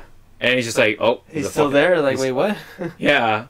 Maybe he has some kind of weird force power or some shit that he can do. I don't know. Yeah, and sure enough, he did. Yeah, no, he was using the force. When it is revealed that he's still on the island, everyone was like cheering, like yeah. I was like, whoa, that's pretty badass. Because he also is another new thing you haven't seen in any of the Star Wars movies. Yeah. A force sensitive Jedi Master. Having that kind of ability to project himself from another planet, and I thought it was cool. I thought it was fucking tight. I thought it was, I mean, the power itself is cool, but the way it kind of just was used is like, oh, okay, all right. Yeah, I get what you're saying. Yeah. I mean, but I did like he was like the way he was like sitting on the rock and shit. That was kind of cool and all, but like I don't know the whole thing about the projection was like that. The projection was like, all right, well, the blaster part, the whatever, it's just thrown out the window. I really wished Luke did a little more to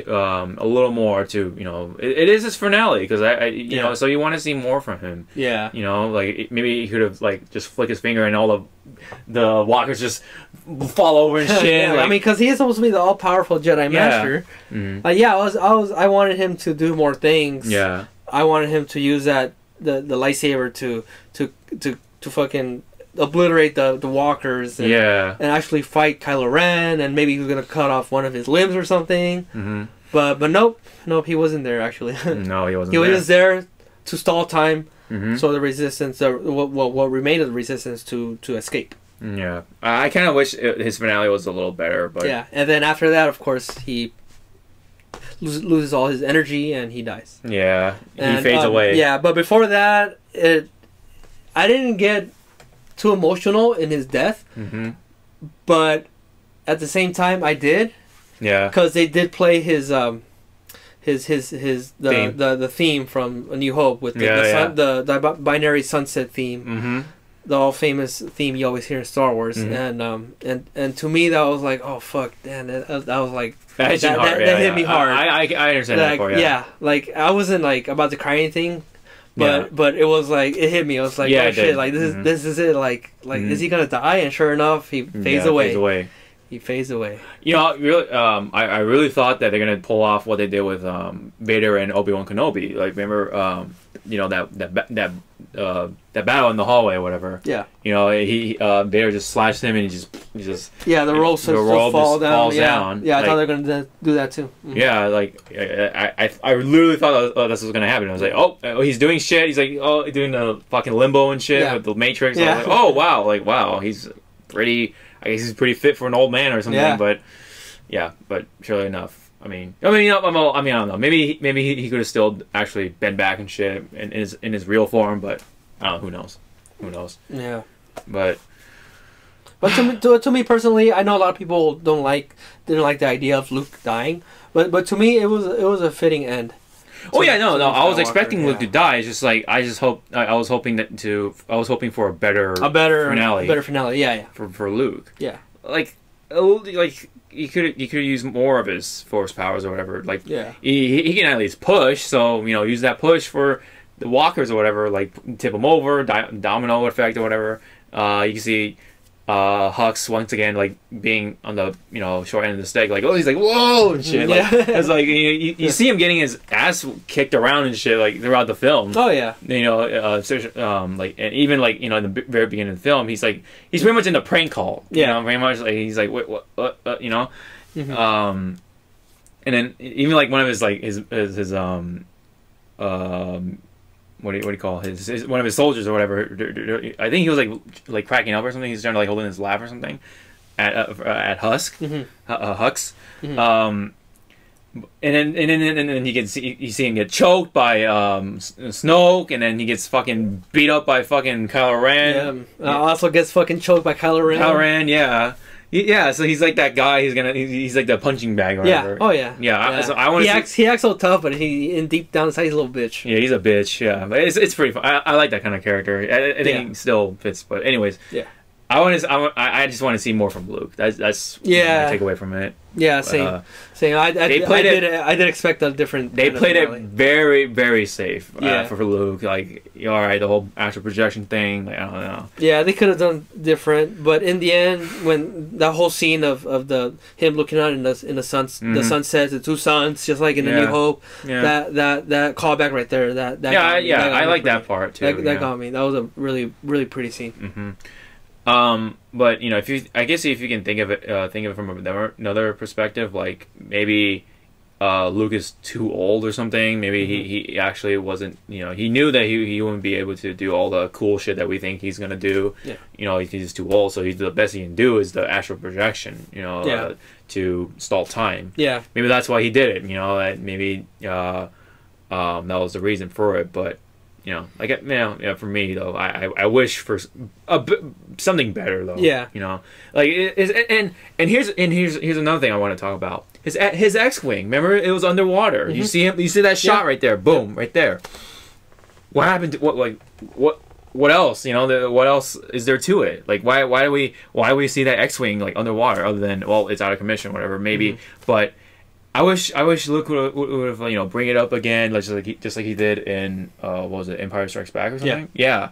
If he brought that back up again, it was like, oh, you know, more of that fan service or nostalgic thing. I know, yeah, that would have been cool. Yeah, but I just thought, oh, he has no fuel or something. So, maybe no fuel, so whatever. He's you know, he's just gonna leave it there, whatever. And rot, I guess. I don't know. Who knows if it was still functional or not? Yeah, we're never gonna know. You never know. Never know. I mean, it could have been cool though to have that back again, but never happened. But yeah, there's another thing I want to talk about after, you know, Luke dying is when Poe and the others were, you know, they finally get to the end of the tunnel. They had, they had rocks and shit. They were trapped in. Yeah. But I guess, you know, Rey conveniently was able very conveniently. Just happened to be there. Yeah. And lifted the rocks and shit. I'm like, oh, okay. So I guess she learned to use the force powers that way somehow. It's like it really left me like, oh, like I wish for more of the training montage or whatever, like to see her, you know, actually be able to use those powers, you know, to be able to control them. But because of what we were given, it's like, oh, really? It's like all of a sudden she can use her powers that way, and like also the lightsaber. Like, how is she able to use the lightsaber so well, like so quickly? I guess she got more training that we saw. Yeah. Like maybe there's like a lot of off-screen training or something. I don't know. Yeah. Maybe we'll see more of that in the next episode. Like like flashbacks of, you know, Luke telling her all the wise words and stuff like that as Rey's trying to, you know, get herself ready for the final battle or whatever. I don't know. It could be that way, but she conveniently was able to find them, lift the rocks, and all right, you know, it was able to get on the Millennium Falcon, and all is, I guess, well for now. For now, it is the uncertainty of the ending, just like it was in the Empire Strikes Back. It's like, you don't know what's gonna happen. Except for in the Empire Strikes Back, you care about the character that gets frozen because it's Han Solo. Like everyone likes him. Like is he gone? Are they gonna go and save him? Like there's uncertainty, but it's well done in Empire Strikes Back. But in The Last Jedi, there's a shit ton of uncertainty either. Also, but there's no like what's next. Like there's nothing else to really care about because everyone is in the Millennium Falcon, and then you have Kylo and everyone else over there with the First Order or whatever. So they escaped. All right, the Resistance escaped in the Millennium Falcon. Well, what's left of them? But now what's next? They're probably gonna try to go to a planet that happens to have like maybe they'll meet up with Lando next or something. I don't know to plan the next planet. Because no one wanted to help him. Like they sent out a distress signal when they were on Crate, and they even said like, oh, people are getting our signal, our distress signal, but no one's replying. No one wants to help us. So it's like, okay, well, if no one out there wants to help them, then where are they gonna go? Where are they gonna go? Like, what the fuck? What's gonna happen now? Yeah, I don't know. I feel like that's where Lando's gonna come in. Like, you think he's gonna come back? You think they're gonna want to get that Billy D. Williams? Maybe. Back? Yeah, I hope so. But yeah, I don't know. I don't think so, but you know that can be a possibility, I guess. Yeah, Lando. I mean, because Lando was a pretty popular character. He was. Yeah. Yeah, he's a very popular character. So I don't know. I feel like they should bring him back somehow. Yeah. In the last episode, anyway, to I don't know, like ask him for help it's or weird because in the ending of the Force Awakens, you have Luke and Rey there, and you're thinking, oh yeah, they're gonna start training and stuff, and you had you kind of knew what was gonna happen. You wanted to know what was gonna be next, but in The Last Jedi, you're like, yeah, okay, what's gonna happen next? I'm wondering what's gonna happen next, but also where are they gonna go? Like, what's the plan? Remember the kid with the ring? Oh yeah, the very last part of the movie with the little slave kid. Yeah, and the rebel ring, and then you see him use a little bit of the Force to catch the broom. He's he's one of the Force sensitive kids. Another Force sensitive kids. That's probably like Rey that got the powers out of nowhere, I guess. Either that or he's an offspring of a Jedi Master that we know. Yeah, that most likely perished, but but still was able to have a child. So I don't know. I mean, we don't know. There's a lot of questions. There's still like we said, a number of theories have been answered or debunked, but now there's gonna be new theories. Gonna happen. Like what's gonna happen next? What is Snoke really the villain or mastermind? Was Kylo Ren really telling the truth about Rey's parents? And of course, what's gonna happen next? That's another question too. Like, and will Lando come back? I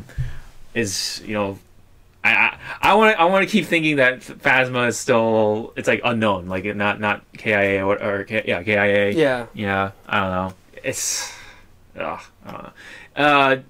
I have a feeling like they're gonna hear a lot of complaints about Phasma, and then they're just gonna be like, all right, let's just try to fit her back in somehow. Plot convenience, whatever. I don't know, man. I don't know. Anything can happen. I don't think so. I think anything can happen. Anything now is a matter of like, anything can happen in episode 9. Anything. Anything. Like they can even like fucking kill off randomly Finn. They can kill off fucking Rose. Poe. Leia. Yeah, they're gonna kill off Leia. I'm pretty sure they are. And they can just go wherever they want now. It's as I've said before, it's not like in The Force Awakens where okay, they're gonna start the training and stuff. Rey and Luke, they're gonna start training and stuff. But now in The Last Jedi, it's like anything can happen because they just go off and escape the First Order. There's no like real concrete conclusion. And build up for what's gonna happen next. It's just kind of all right. We see them fly off. That's it. Yeah, like you said, but. But literally the last screen is the kid with the broom and shit, and that's it. He's looking up to the sky, and that was probably them taking off and shit, whatever, going to hyperspace or whatever, or whatever. Or it can be just a random star, or a ship, a random ship, whatever. Random ship could be anyone's ship. Yeah, could have been anything, but it's probably most likely their ship going to hyperspace. Maybe. Whatever. Yeah, because he didn't look up, so he was looking at that specific space, specific location in space, and so he was probably sensing Rey and he was like, yeah, they're up there, they're still alive, because he did have the rebel ring, the resistance ring. So I guess there's that kid. I don't know if he's gonna be important in episode 9. I guess he can be, but I don't know. Yeah, and that means we're going to have a pretty big time skip then, if that's going to be the case. If he's going to be actually important, because he needs to grow up. He needs to grow up to be old enough to even... Yeah, it's weird that they picked up in this movie right where The Force Awakens left off. Yeah. Usually, with every single Star Wars movies, a lot of time passes by. Yeah. But it's right after, so... And this is the first Star Wars movie where it picks up moments after the last one ended. Yeah. I was thinking, like, right where in the beginning of Last Jedi, right where you see Rey and Luke right there, and I was thinking right away, I was like, is she still there? Yeah. Yeah, I mean, and in Finn, right away, he was able to wake up. That means he woke up right after the thing, too. So, wow, that's some either that's some really advanced technology, like in the medical field or something. Yeah. Or I don't know. It's like the pacing was like a little bit weird too in this movie. Like this whole thing is weird. This whole thing is weird because I don't know what's the time skip, like the time frame that this whole movie takes place. Yeah. This whole thing is weird because like you think them blowing up the Starkiller planet or whatever, or base or whatever, landed a big blow on them, but it seems like they just still were able to chase after the resistance like nothing happened. Like, like don't you think so? Don't you think it's like kind of weird? You think it would like at least would be able to see them like kind of suffering the loss of the Starkiller? Yeah, but no, they just kind of they keep marching forward, and they found their base, and they just blew up all their bombers and shit. And I mean, they lost the Dreadnought, sure, but they still have like that. They have they still have plenty of Star Destroyers and shit. Yeah, I mean, you don't see it, but they did lose their Dreadnought. They lost the Super Star Destroyer, the Snoke Star Destroyer. Yeah. So they suffer a lot too. The First Order. Oh yeah. But you don't see the rest of them. Like I'm pretty sure there's a lot more of them out there. Yeah, the First Order. And they might come back with another Starkiller base or some sort of Death Star. Yeah. So I mean, I don't know. Like, there's a lot of possibilities, but at the same time, it's like you're not sure what's going to happen next. Yeah, like we said, the ending is very ambiguous. Yeah. So we just have no idea. We have no idea where it's going to pick up, where it's going to start off with episode 9. What's the starting point? Yeah. Are we going to, what's the significance of that kid at the end? Whatever. This is just a lot of questions. Yeah. That it left off for us to. To be thinking about, and there's always to it. That's that's it. That's episode 8. And that's how it signs off. Yeah. So that's it. Yep. That's it. One thing we forgot to mention. What's up?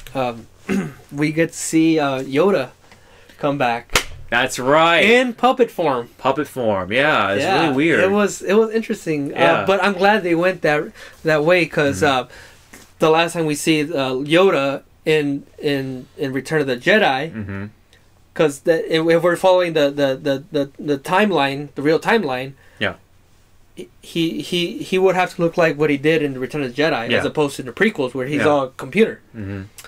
So he's a puppet here in the Last Jedi, and I like that. I like that they went that way. Of showing him as a puppet with the droopy eyes and everything. And that caught me off guard. I was not expecting that at all. Yeah. And when I saw Yoda, I was like, wait, are they gonna show fucking Anakin? Yeah. Are they gonna have Obi-Wan too? But no, it's just Yoda. Yeah, just Yoda. He was just pretty much there to tell Luke that that the Jedi are it's all about what's in you, what matters to you most. He straight up fucking helps Luke blow up the Jedi Temple with his 4 lightning. Yeah, apparently he had lightning, but I mean, but I think he was. Yoda didn't have the lightning, but he used the weather. Yeah, but I think I don't know. I think he's able to control lightning somehow. Like like because remember he was when he was fighting against Count Dooku. He was able to he did not Dooku Palpatine. Yeah, he was able to throw it back. He was like Kamehameha. But that's besides the point. He blew up the temple, whatever. Like, he burned it down, whatever. Yeah. But remember, Rey took the books. Yeah, I saw that at the very last in one of the last scenes when Finn is digging through the drawers. You see the books there. Yeah. So the Jedi Temple is gone, but the books are still alive. Yeah. The history. The history is still with Rey and on the Falcon. Yeah. So all the memories and shit are still alive for the Jedi. So yeah. Not. So I'm thinking that maybe Rey is going to be the new master. Yeah. She's gonna be the one teaching the Padawans, the children. Yeah, Padawans. Yeah. Probably that kid too. I mean, maybe. Yeah. Yeah. Somehow he's probably gonna be significant or something. Yeah. I think he might also be like a symbol that they might be looking for all the kids or something, or not kids, but like anyone who's force sensitive, try to pick up anyone as much as they can to rebuild up that army again, because there's supposed to be the start of their reborn. Yeah. So I feel like in the next episode they'll probably find more force sensitive people, including young people too. Like that would be cool. Like they have a fucking army of like force sensitive people. Force sensitive. They don't really have to be particularly Jedi. Yeah, but they can be just, like it could be soldiers with force powers. And yeah, then that would guns. be cool. Yeah, it would like be it would be like a full on like fucking Rogue One. Oh, shit. I got chills, dude. Fuck. Like fucking like full on battles and shit going on. Like oh, dude, that would fucking make up for what happened in The Last Jedi. Yeah, this because I'm pretty sure they're gonna build up an army. They're gonna build up an army. I hope they do. Yeah. Like as they were saying throughout the movie, especially Poe, they're the spark of the New Hope rebellion. Yeah, rebellion. So yeah, I really hope that's the thing. Like, because why would else they show a kid with force powers? You know what I mean? Yeah. Like he's a kid. I'm hoping they have some sort of fucking big ass battle. Like, because honestly, that's one of the reasons why this didn't feel like a Star Wars movie.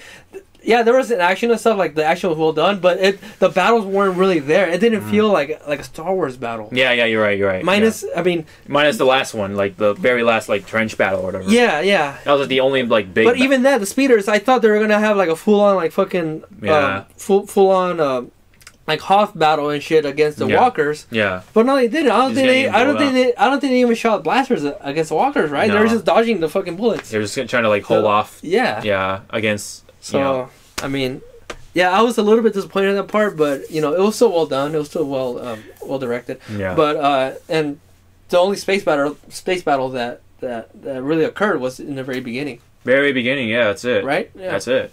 And there was not even a lightsaber battle, a real lightsaber battle. Yeah. Against. Against actual lightsabers. Yeah. They had a lightsaber. It wasn't a lightsaber battle, but it was against the Snoke's guards. Yeah. Yeah. Oh yeah, do you remember the Knights of Ren? They're supposed to be. They were completely forgotten here. Yeah. Like what happened to them? Yeah. Are they going to show up against it in Episode 9? I mean, you do see a little bit of them in The Force Awakens, but they're not here in The Last Jedi. Like I was expecting more of that. I thought they were going to fight Luke and Rey on the island. Mm-hmm.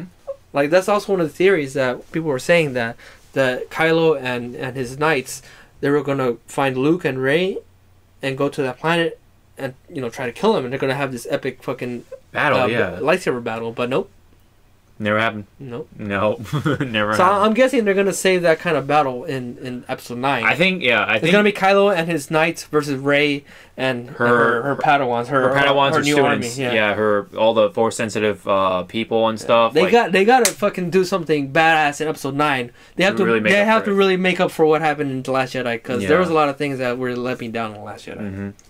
I think it is a middle movie, so it's like, okay, it could be either a big hit or a big miss, and I think it was overall a pretty big miss. Yeah.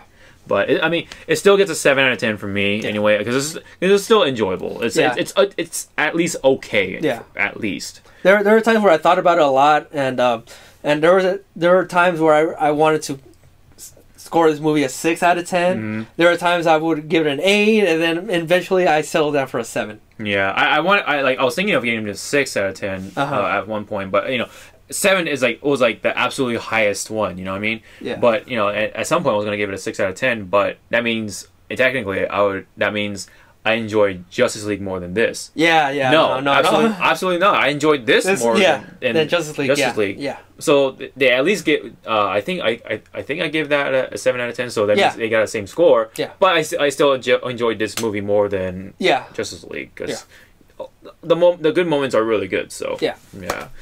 But the big misses are very notable, and it's very pretty unfortunate. But that's something we have to be stuck with. Yeah. And especially with all the fan theories getting debunked, and all the fans are going to be fucking mad and shit for a while until Episode 9 trailer comes up. Then we'll see what happens from there. So yep. If you have anything more to talk about, like I just wanted to have a final thoughts or something I wanted to ask you. So after seeing The Last Jedi, where would you rank this in your favorite Star Wars movie? Ooh, okay. Like what would be your now, counting The Last Jedi, now that we saw Last Jedi, how would you rank the Star Wars movies, like including Rogue One? including Rogue One. Oh man, it's hard. Yeah. So this is episode 8. So we're gonna rank 9 movies now. But I want to hear what your ranking is. That's I mean, obviously the prequels will be probably on the bottom, but of course, Revenge of the Sith will be the third highest. Okay. I mean, the. Well, let's start from the top. Okay, start from the top. Yeah. Okay. There's 9 movies, right? Yeah. So, man, that's a toss up though. For number 1 is hard. Because oh really? Yeah. Oh, okay. Because it's like somewhere between because I really liked New Hope. Yeah. So this is your personal opinion. Yeah, this is my opinion. Yes. It's a toss up. It's actually really a big toss up between New Hope, Empire, and Last Jedi. Okay. I don't know. Like it's. I feel like I need to really rewatch those movies again. Again to really know which one is my favorite. But I just remember each movie landed such a big impression on me as a kid. Well, you mean A New Hope, Empire Strikes Back, and Return of the Jedi, right? Or Return of the Jedi. Yeah, Return of the Jedi. Return. Yeah, because you said The Last Jedi. Yeah. Return of the Jedi. The original 3. Okay. Original 3. Yeah. Those are definitely the toss up for number 1. Okay. I don't know. Maybe it might be maybe something between Empire and Return of the Jedi, but I think maybe New Hope might be number 2. Let's say, okay, because it's a very strong. It's still a pretty strong top 3 then. So I don't know. It's somewhere. Number 1 would be somewhere between Empire and Return, right? Force Awakens will probably be my number 4. Okay. Yeah, definitely number 4. Rogue One is after that one, so is that number 5? 5, yeah. Yeah, so I think it's appropriate. It's a very strong middle. It's got very great moments, but the characters were it could have been better, but okay. Yeah. Here's the prequels right here. So bottom 3. Okay. But Revenge of the Sith being on top, Phantom Menace being on the bottom. Okay. So yeah, obviously Clone Wars is in between them. Attack of the Clones, yeah. Attack of the Clones. So shit. Wait. So hold on. So you would rate The Last Jedi in between Rogue One and Revenge of the Sith? Yeah, I think so. Yeah. So that would be because Rogue One is your 5th favorite. Yeah. So it would be Last Jedi would be your 6th favorite. Yes. Yeah. If I got that right. Yeah, I think so. Yeah. I mean, it's still a toss up between Empire and Return. So it's I don't know. It's but I know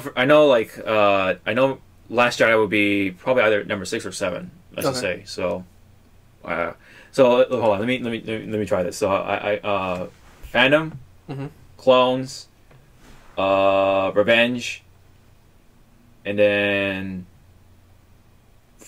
I guess The Last Jedi. Last Jedi. Rogue One. Force Awakens. And then oh yeah. What's number 4?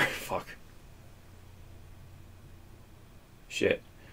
Because there's okay. Well, let's just say let's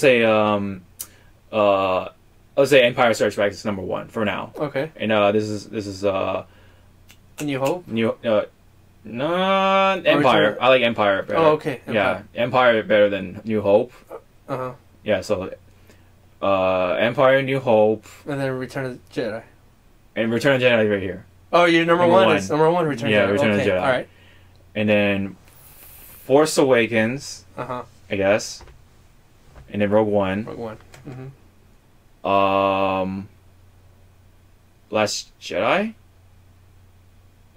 And then wait, what's the other? Wait, Rogue One is right here, right? So. But this is your personal opinion, so you have to think about which ones. I'm trying to just remember all the Star Wars films.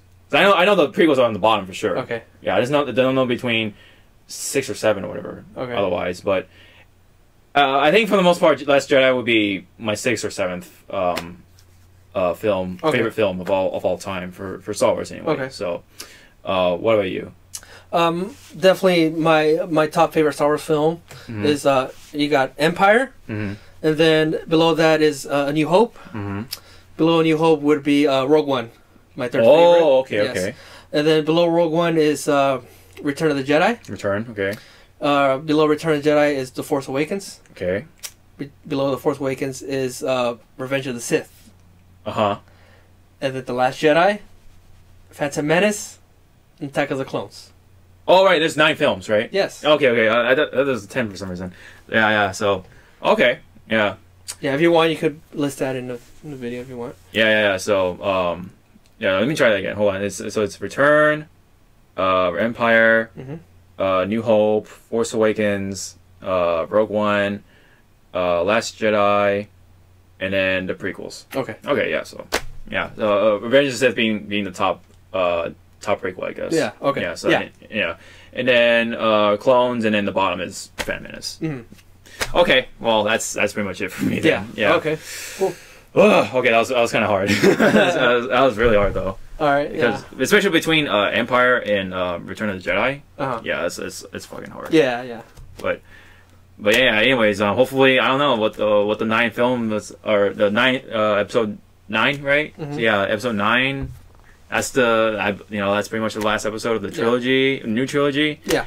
We don't know what's gonna happen, but I look forward to it, of course. Yeah, same. As you are, yes. yeah, and it's still exciting. It's we don't know what's gonna happen. It's still mysterious. It's episode 8 just happened. So of course all the hype is still going on. All the fan theories are still gonna happen, but yeah, like I said, it's still a 7 out of 10, and yeah. So anything for you? Like anything changed or still the same? No, yeah, still the same. As a Star Wars fan, it was I left. I still have mixed feelings about it. There was a lot of disappointment going on in my head. I really wanted to talk about this movie, and I'm glad we got our thoughts out. And I'm hoping Episode 9 to be a much better film. Yeah. As a closing to the new trilogy, it should be a better film overall. Yeah. But we'll have to wait and see. 2019, 2 years. Next time we're getting Solo, right? The Han Solo film. Oh, the next film will be the next Star Wars film is Solo, coming out in May of 2018. Yeah, we'll give it out a watch for sure. Right now I'm like, okay, all right. Yeah, it's fine. Who's Han Solo? Did they actually cast? Did they show who's Han Solo is for that film? Who is it? I don't know. I don't know his name. I forgot his name. Oh, you guys' name? Okay, so I don't even know. I read his name, but it's just some dude. I don't so it's like a completely new dude. Yeah, it's a completely new dude. Okay. Okay. Well. Yeah, I know. Yeah, I know he's kind of well known, I guess, but I can't remember his name right now. Oh. Okay. Yeah. Also, I don't really give a crap about the new Han Solo movie because, in my opinion, it's no one asked for it, but we're getting it. All right, I guess we gotta enjoy it. Alden. Yeah. See, I wouldn't have fucking gotten that. Yeah. Wow. Okay. I know Woody Harrelson is in it. Okay. So. Yeah. Well, yeah. All I can do is wait for now. We'll whenever Solo comes out, we'll give that a watch, of course. But for now, that is the last movie review for this year, 2017. I think we've definitely had a good amount of films coming out that come out this year, especially with Marvel. Finally, Justice League came out and all that stuff. Yeah, there's plenty of things to look forward to. So, and then of course there's plenty of new things to look forward to, like Infinity War, the new Panther film, Ant-Man and Wasp. Yeah, so there's a lot to we're gonna cover for next year. A lot of movies, a lot of big movies. Yes, I'm definitely excited for those. So. Hope you guys are, and thank you so much for tuning in for our spoiler portion. What do you guys think of the film? Anything you wanted to share, maybe down in the comment section. And 2018, excited for it, and we'll see you guys in the next year. So happy holidays, happy New Year, all that stuff. Later.